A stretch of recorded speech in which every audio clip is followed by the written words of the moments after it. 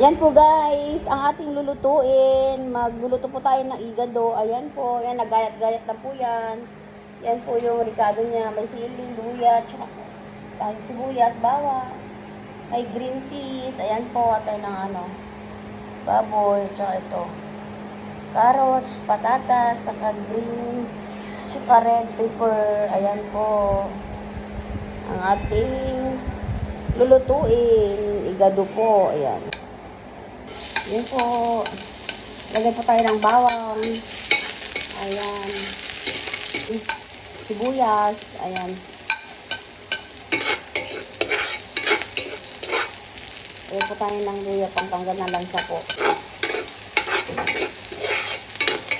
Pag okay na po yung mga ricado niya, ilalagay na po natin yung marinated pork po natin. Ayan, dagdag po natin sa yan. Sa ating igado. Ayan po. Ayan po, lalagay po tayo ng pork cubes. Ayan po. Pampakulay po sa lang. Saka magbibigay din po yung lasa, yung aswete po. Lalagay din po tayo ng durog na paminta. Ayan. Sabay na din po natin yung magic sarap. Ayan po. Ayan, halo-haloin lang po natin hanggang mag-blend po yung ricado po sa ating karne. Ayan. Ayan po, ilagay na din natin yung ginait natin pang igado kanina. Ayan. Lagyan na din lahat natin ng mga ricado, carrots, patata, tsaka yung red, tsaka green pepper. Ayan po. Ayan, lagyan na tayo ng konting tubig. Ayan po. Lagyan din natin ng bay leaves. Lagyan na din natin toyo.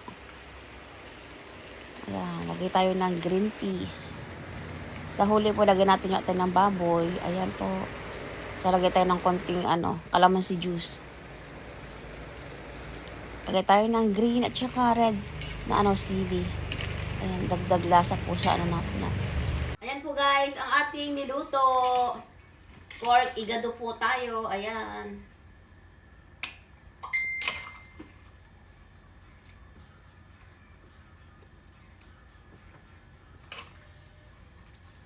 Guys, ready to serve na po. Ayan po ang ating ulam. Pork igado po tayo. Ayan po. Ayan po guys. Thank you guys for watching. Bye!